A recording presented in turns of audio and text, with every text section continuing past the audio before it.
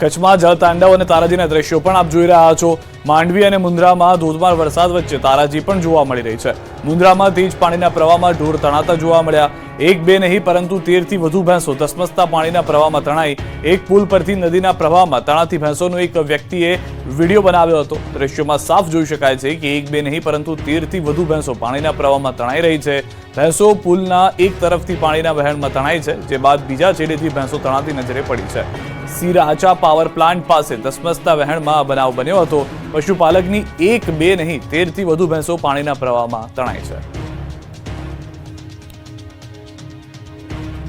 તો જૂનાગઢના બામણાસા ઘેડમાં પૂરે મચાવી છે તબાહી। ઓજદના પાળામાં ગાબડું પડતા ખેતરો બન્યા દરિયા। કમર સુધી પાણીનો ધસમસતો પ્રવાહ, દરિયો બની ગયેલા ખેતરો, અડધા ડૂબેલા આંબાના બગીચા, વૃક્ષની ડાળી પકડી કમર સુધી પાણીમાં ઉભેલા લોકો। જળ તબાહીના આ દ્રશ્યો છે જૂનાગઢના ઘેડના બામણાસા ગામના। અહીં વરસાદે એવી તબાહી મચાવી કે ઓજદ નદી ગાંડીતુર બની। પાણીના તોફાની વેગમાં ઓજદના પાળા તૂટી જતા ગામડાઓમાં ખેતરો જાણે દરિયા બની ગયા। પહેલી નજરે નદી ઓવરફ્લો થતી હોય તેવા લાગતા આ દ્રશ્યો ખેતરોના છે। અહીં ઓજદ નદી ગાંડીતુર બની છે। ઓજદ નદીનું પાણી ફરી વળતા બામણાસા ઘેડ પેટમાં ફેરવાયું। આપ જે દ્રશ્યો જોઈ રહ્યા છો તે આંબાના ખેતરના છે। આંબાવાડીના અડધા આંબા ડૂબી ગયા છે। સ્થાનિકે તેમની નજરે જે જોયું, કુદરતના કહેર સામે કિસાનો લાચાર બની પોતાના ખેતરોમાંથી જળ તબાહી જોતા બીજી મુશ્કેલી સર્જાઈ છે। લોકોએ પોતાની આંખે પોતાના ખેતરોને સફાયો થતા જોયો। 15 લોકો આ તબાહીના સાક્ષી બન્યા, પરંતુ કુદરત સામે તો કોઈનું ન ચાલે। તેમાં ખેડૂતો પણ માત્ર એક મુખ પ્રેક્ષક બનીને બધું જોતા રહ્યા। ગામના જે ખેડૂતોની આંબાવાડી છે તેઓ જ્યારે વાડીમાં પહોંચ્યા તો ઓજદનું આવું વરવું રૂપ જોયું હતું। પાળો તૂટતા લોકો પરિસ્થિતિને જોવા પહોંચ્યા। હાથમાં લાકડી લઈ એકબીજા સાથે હાથ પકડી કમર સુધીના પાણીમાં આગળ વધ્યા। હાલ આ પાણી ઓસરતા 5 દિવસ લાગશે। પાણી તો ખેડૂતોનું બધું તાણી ગયું। મોંઘી મોલાદને મોટું નુકસાન થયું। ત્યારે સવાલ એ છે કે ખેડૂતોની આ હાલાકી ક્યારે સાંભળશે સરકાર? ઓજદની એક્ઝેક્ટ બાજુમાં જ્યાં પારો તૂટ્યો છે ત્યાં અમે પહોંચ્યા છીએ। એ દિવાલ ગઈ, દિવાલ ગઈ, એ ગઈ, એ આમરે જો। માણાવદરમાં જવાનો બન્યા છે 15 લોકો માટે દેવદૂત। 15 મિનિટમાં 15 લોકોને ડૂબતા બચાવ્યા।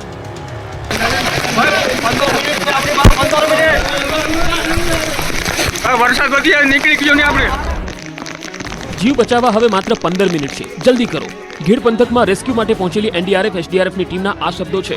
ગામ વચ્ચે પૂરના પ્રવાહને જોતા સ્થિતિ અત્યંત ગંભીર લાગી રહી છે। આ દ્રશ્યો માણાવદરના ઘેડ પંથકના છે, જ્યાં પાણીના આ ધસમસતા પ્રવાહમાં 15 જેટલા લોકોના જીવ મુકાયા જોખમમાં। અંધાધાર વરસાદથી કોડવાવ ગામમાં કમર સુધી પાણી વહી રહ્યા છે। લગભગ ઘેડના મોટાભાગના ગામોમાં આ જ પ્રકારની સ્થિતિ હોવાનો દાવો કરાઈ રહ્યો છે। પાણી વચ્ચે જ ઘેડવાસીઓ જીવન જીવવા મજબૂર બન્યા છે। અહીં બાટવા ખારા ડેમના દરવાજા ખોલવામાં આવતા કોડવાવમાં ભયંકર પૂર આવ્યું। નીચાણવાળા વિસ્તારો પાણીમાં ગરકાવ થઈ ગયા। આથી એનડીઆરએફ અને એસડીઆરએફની ટીમ પહોંચી ગઈ અને ફસાયેલા લોકોને બહાર કાઢવા અભિયાન શરૂ કરાયું। જરૂરિયાતમંદ લોકોને ફૂડ પેકેટનું વિતરણ કરાયું, કારણ કે ઘરમાં હવે દાણોય બચ્યો નથી। અહીં સામે દેખાઈ રહેલા ઘરમાં કેટલાક લોકો ફસાયેલા છે, જેને બચાવવા ખાસ અભિયાન શરૂ કરાયું। અહીં સુધી પહોંચવું ખૂબ મુશ્કેલ હતું, કારણ કે ગામની શેરીમાં કમર સુધી પાણીનો ધસમસતો પ્રવાહ છે। જો કે દેવદૂત બનીને આવેલા જવાનો એક ઘર સુધી પહોંચી ગયા। આટલા પાણી વચ્ચે પણ જીવના જોખમે ઘરમાં બેસી રહેલા લોકોને ટીમ સલામત સ્થળે ખસેડી રહી છે, કારણ કે ડેમના વધુ દરવાજા ખોલાય તો અહીં ગામમાં મોટી હોનારત સર્જાઈ શકે છે। દ્વારકામાં પૂરના પાણીમાં રમકડાની માફક તણાઈ ગઈ ગાડીઓ। દ્વારકામાં મેઘરાજાએ તોફાની બેટિંગ કરતા અનેક ગામડાઓના હાલ બેહાલ થઈ ગયા છે। નદીઓએ રૌદ્ર સ્વરૂપ ધારણ કરી લેતા ચારે બાજુ વિનાશ જ વિનાશ થયો। ત્યારે દેવભૂમિ દ્વારકાના કલ્યાણપુરમાં ભારે વરસાદને પગલે જનજીવન અસ્તવ્યસ્ત બન્યું। નદીઓ બે કાંઠે વહી રહી છે, ત્યારે અનરાધાર વરસાદથી સર્જાયેલ તબાહીના દ્રશ્યો સામે આવી ગયા। જોઈ શકાય છે કે એક કાર રમકડાની જેમ પૂરમાં તણાઈ રહી છે, ધસમસતા પ્રવાહ વચ્ચે ફંગોળાઈ રહી છે। કચ્છથી લઈને સુરત સુધી મેઘાએ સર્જી તારાજી। નદીના પૂરમાં તણાયા વાહનો।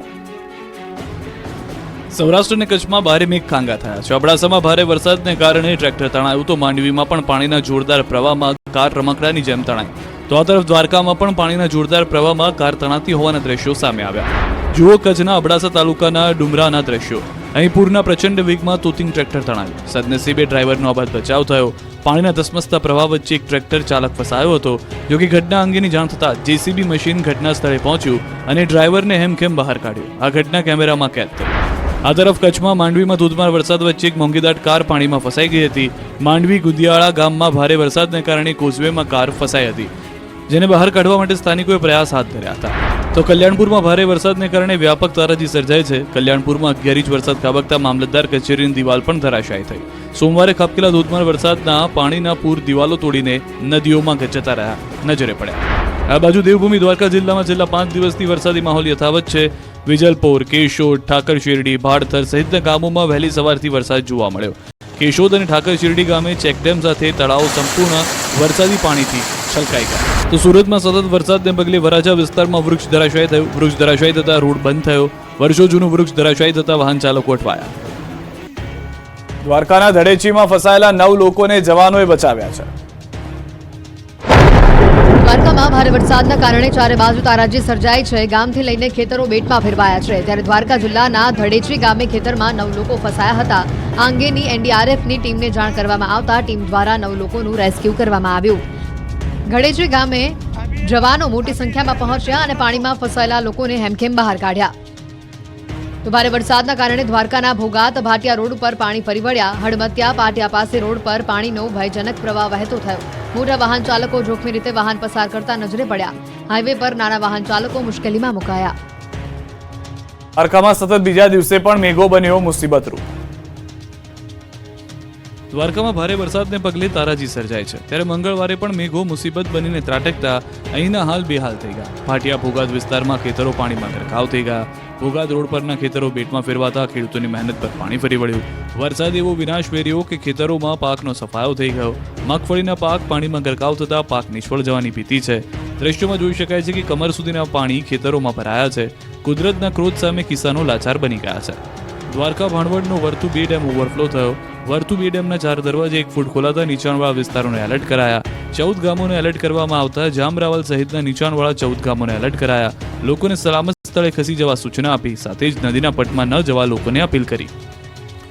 દ્વારકા બેટમાં ફેરવાયા બાદ સીએમએ કર્યું હવાઈ નિરીક્ષણ. દ્વારકામાં કઈ હદે મેઘરાજાએ વિનાશ વેર્યો છે એ જુઓ.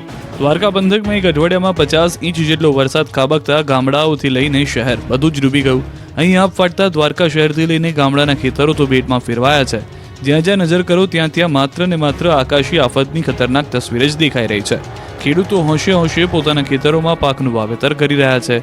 પાક લહેરાતો હતો, પરંતુ કુદરતને કંઈ બીજું જ મંજૂર હતું. અહીં કુદરતનો ક્રોધ એવો વરસ્યો કે બધું જ વેરણ ચીરણ થઈ ગયું. ખેતરોમાં ઊભો પાક રમણ ભમણ થઈ ગયો. ખેડૂતોની મહેનત, ખેડૂતોના સપના આ વરસાદી પૂરમાં ધોવાતા હવે રડવાનો વારો આવ્યો છે. ત્યારે તારાજી બાદ દ્વારકા પંથકમાં સીએમ ભૂપેન્દ્ર પટેલે હવાઈ નિરીક્ષણ કર્યું. પૂરગ્રસ્ત વિસ્તારની સ્થિતિ જાણવા સીએમ પહોંચ્યા. હેલિકોપ્ટરમાં અધિકારીઓ સાથે ખેતરોમાં થયેલી જળ તબાહીનું નિરીક્ષણ કરી માહિતી મેળવી. સુરતમાં પૂરે તબાહી મચાવી. અનેક વિસ્તાર પાણીમાં ગરકાવ. સુરતમાં કઈ હદે વરસાદે તારાજી સર્જી છે તે કહેવા માટે આ તસવીરો પૂરતી છે. સુરત જિલ્લામાં મેઘરાજાએ સપાટો બોલાવતા અનેક વિસ્તાર બેટમાં ફેરવાયા. રોડ પર જાણે નદી વહેતી હોય તેવા દ્રશ્યો સર્જાયા. જુઓ સુરતના પૂર્ણા કંભાળિયા વિસ્તારનો દ્રશ્યો. અહીં ભારે વરસાદ બાદ ખાડીપુરના પાણી ફરી વળતા લોકોને ભારે હાલાકી થઈ. પૂરના પાણીએ આખા વિસ્તારને બાનમાં લેતા ચારે બાજુ પાણી જ પાણી નજરે પડ્યું.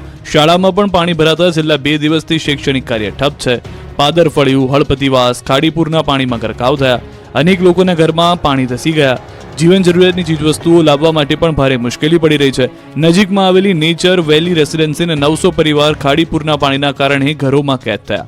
છેલ્લા ઘણા વર્ષોથી ચાલી આવતી ખાડીપુરની સમસ્યાથી સ્થાનિકો ત્રાહિમામ પોકારી ઉઠ્યા છે. તો સુરતનું પર્વત પાટિયા પણ બેટમાં ફેરવાયું. અહીં એવો વરસાદ પડ્યો કે આખો વિસ્તાર જળબંબાકારની સ્થિતિમાં છે. અનરાધાર વરસાદથી સુરતના પર્વત પાટિયા વિસ્તાર આખો ડૂબી ગયો.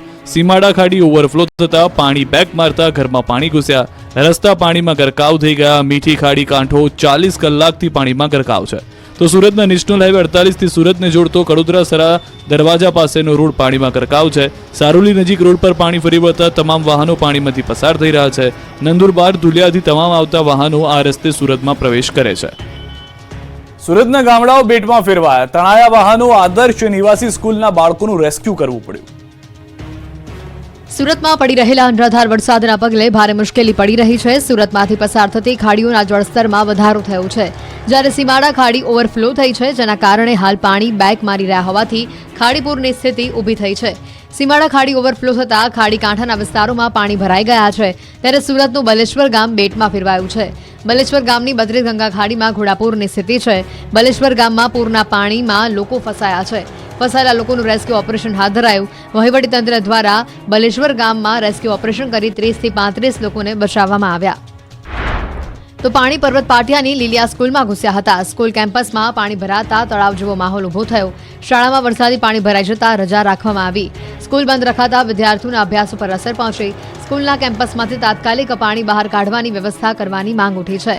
ત્યારે સરથાણાની એક હોસ્ટેલમાં અટવાઈ પડેલા વિદ્યાર્થીઓનું સલામત રીતે રેસ્ક્યુ કરવામાં આવ્યું છે. સરથાણા વિસ્તારમાં આવેલી આદર્શ હોસ્ટેલમાં ખાડીપુરના પાણી ઘૂસી જતા 45 જેટલા વિદ્યાર્થીઓ હોસ્ટેલમાં ફસાઈ ગયા હતા. જો કે વિદ્યાર્થીઓ ફસાયા હોવાનો કોલ મળતા જ સુરત ફાયર બ્રિગેડની ટીમ તાત્કાલિક અસરથી ઘટના સ્થળ ઉપર આવી પહોંચી હતી અને તમામ વિદ્યાર્થીઓને લાઈફ જેકેટ પહેરાવવામાં આવ્યા હતા. તમામને બોટમાં બેસાડીને રેસ્ક્યુ કરવામાં આવ્યું.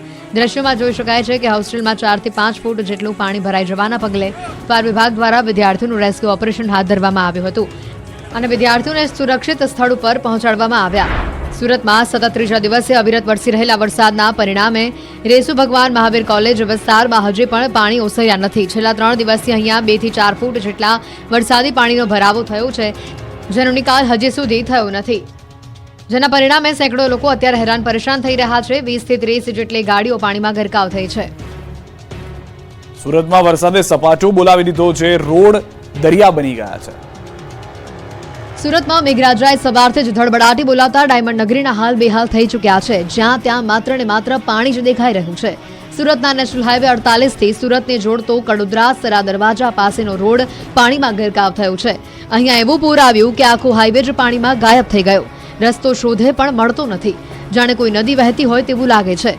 સારોડી નજીક રોડ ઉપર પાણી ફરી વળતા તમામ વાહનો પાણીમાંથી પસાર થઈ રહ્યા છે.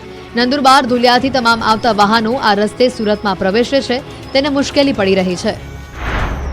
આ બાજુ સુરતમાં છેલ્લા 48 કલાકથી સતત મેઘરાજા તોફાની બેટિંગ કરી રહ્યા છે, જેને લઈને સુરતના લોકોની મુશ્કેલીમાં વધારો થયો છે. શહેરના પોશ વિસ્તાર ગણાતા સિટી લાઇટ વીઆઈપી રોડ આખો બેટમાં ફેરવાયો છે. રસ્તા પર 3 થી 4 ફૂટના પાણી ભરાયા છે. સિટી બસ સહિત વાહનો પણ પાણીમાં ગરકાવ થઈ ગયા છે.